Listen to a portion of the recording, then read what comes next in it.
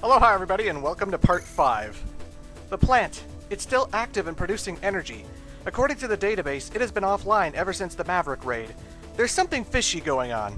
Be careful, Vent.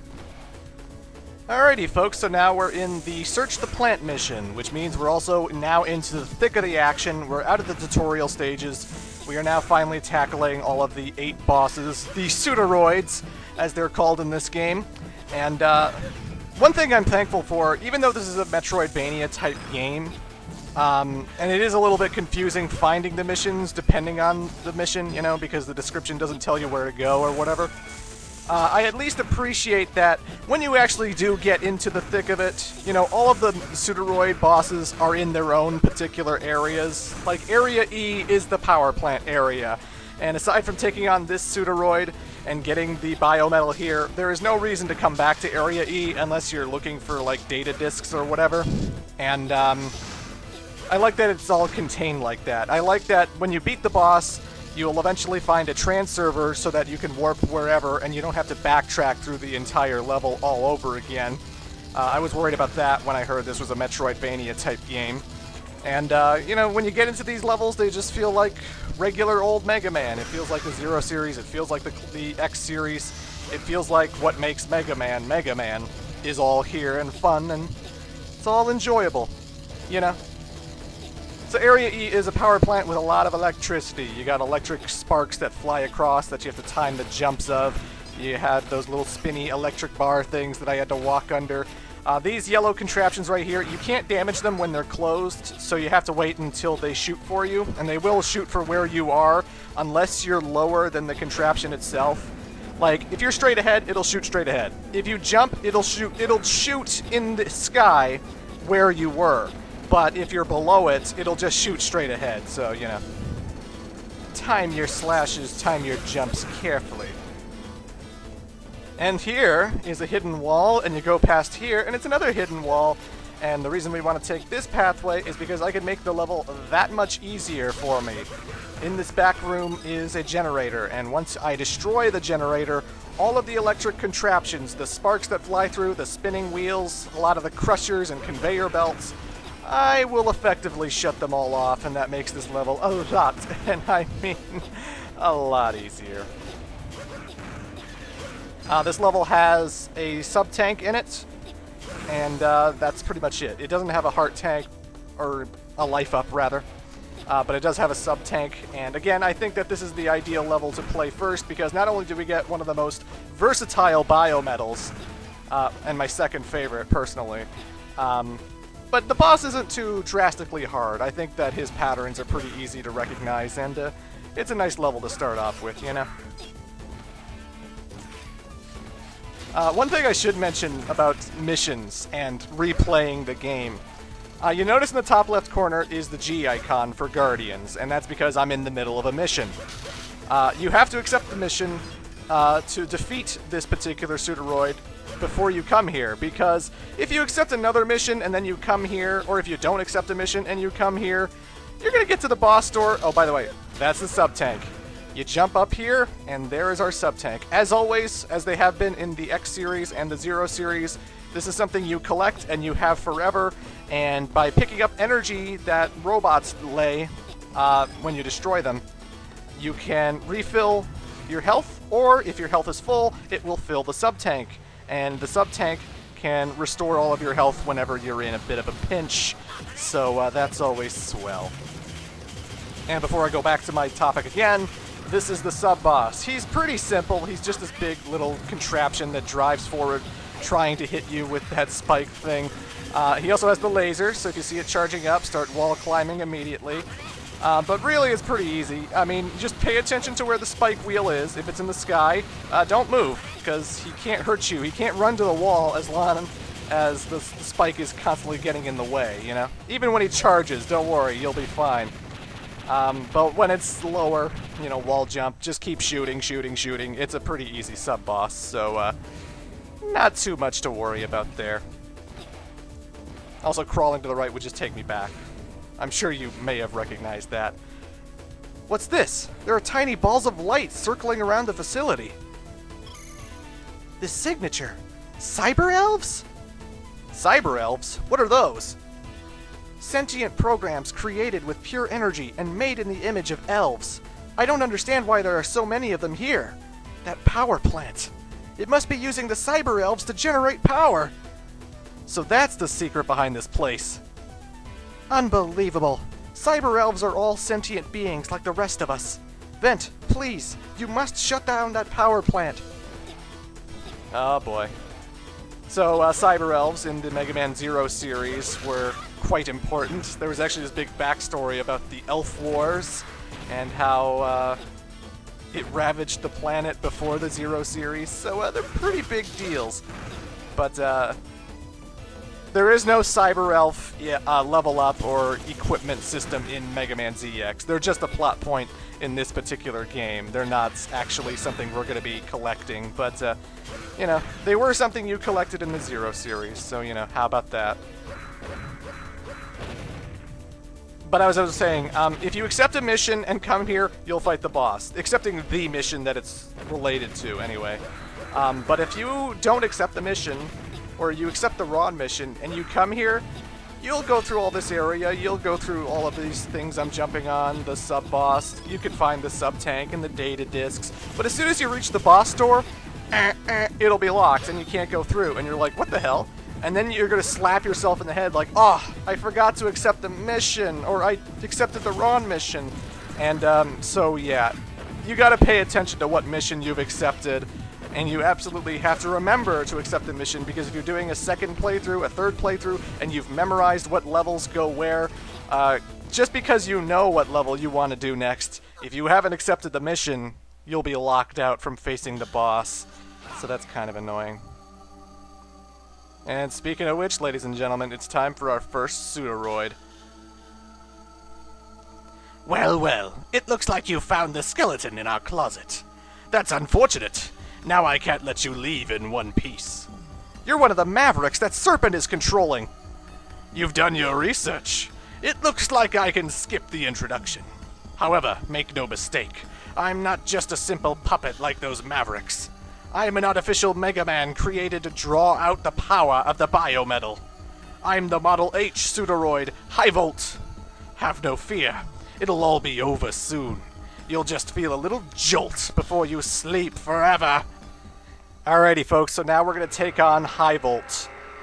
This guy likes to spend most of his time in the sky, and I feel like having a fair distance between him and you is a good idea, so rely mostly on your Z-Buster, keep charging it up, and every now and then get a shot in on him.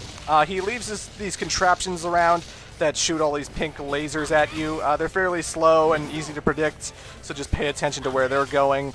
Every now and then he will drop down and charge for you. You can jump over him easily. He does have this laser attack where he spreads lasers all around the ground, and the first wave might be hard to dodge because they're so fast and it's hard to see the red lines in time, but after you've dodged or gotten hit by the first ones, just go in the areas where the second lasers weren't. Like here it is. So go the other way, boom, and you dodge those. Every now and then he also likes to drop down and do this little triple slash kind of thing, where on the third slash he shoots a wave of energy and you want to jump over that as well. But again, I just find keeping a safe distance from him, occasionally using the Z-Buster shots, you should be pretty fine. I would recommend not attacking his wings. Why? Well, if you do, you won't get a level 4 victory. And in case you're wondering what the hell a level 4 victory is, I'll explain that later, but right now I just want to mention that I defeated Hivolt. He doesn't look too drastically hard. That's why he's one of my first bosses to take on, but, you know, just pay attention and you will succeed.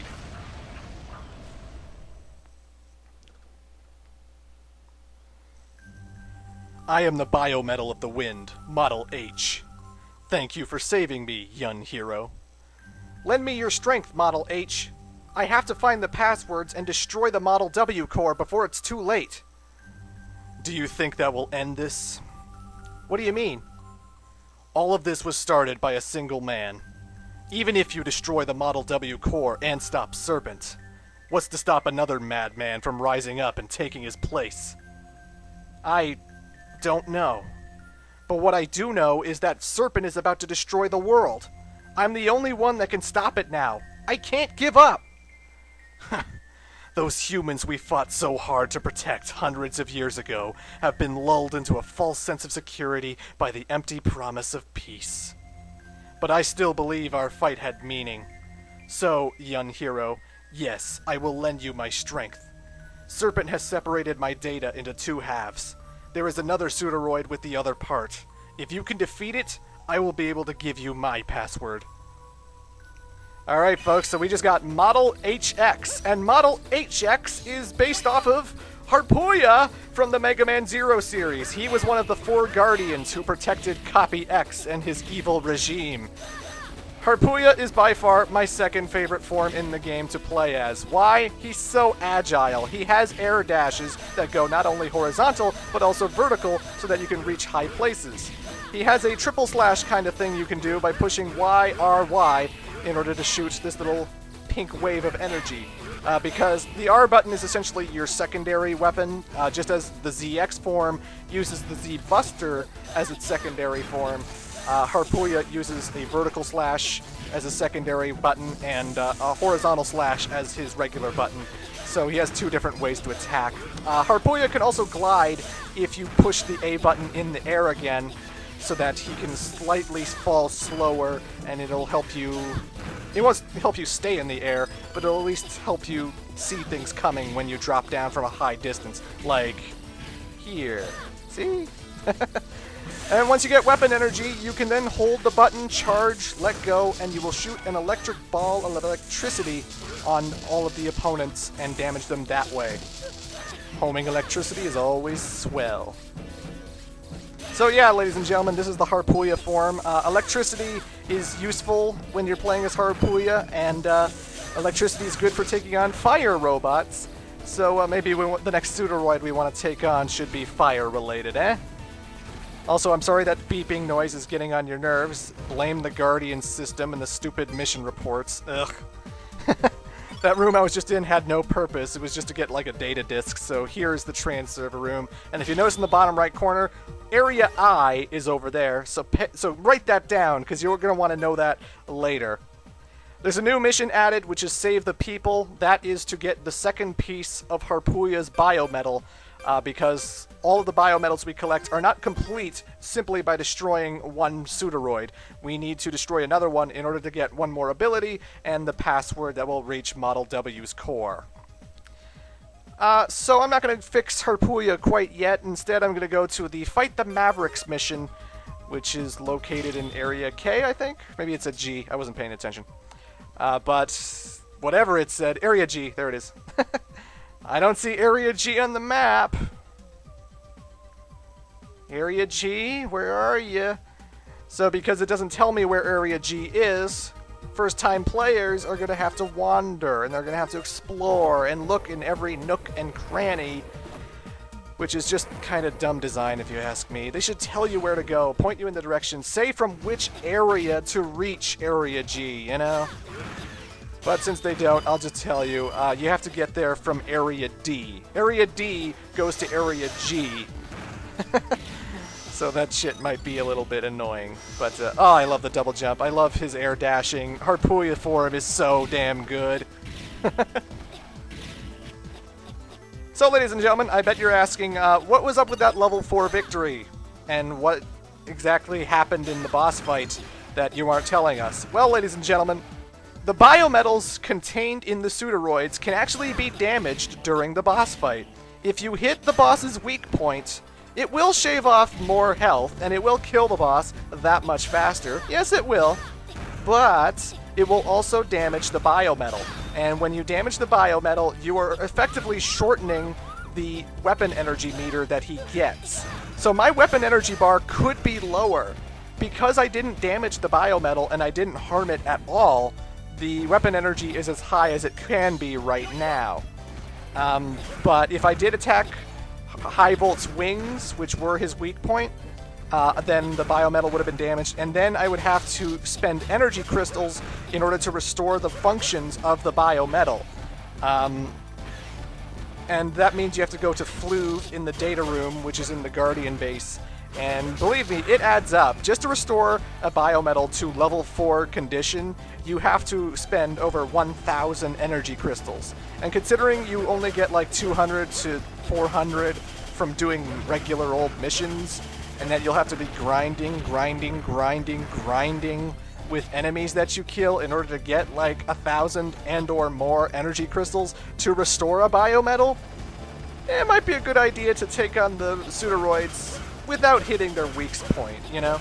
Now, obviously, the fight will be harder, especially the one coming up with Area G's boss, but hey, it's for the greater good. And I will be doing a complete level 4 victory playthrough. Every Pseudoroid I take on will be a level 4 victory, so you're going to enjoy my badassery. I am not spending energy crystals on repairing my biometals. The biometals will be intact, goddammit. A good way to tell which boss, what his weakness is on his body. Harpuya has a secondary form, but I'll talk about all that stuff later. In part 6, ladies and gentlemen, we're going to fight the Mavericks in Area G.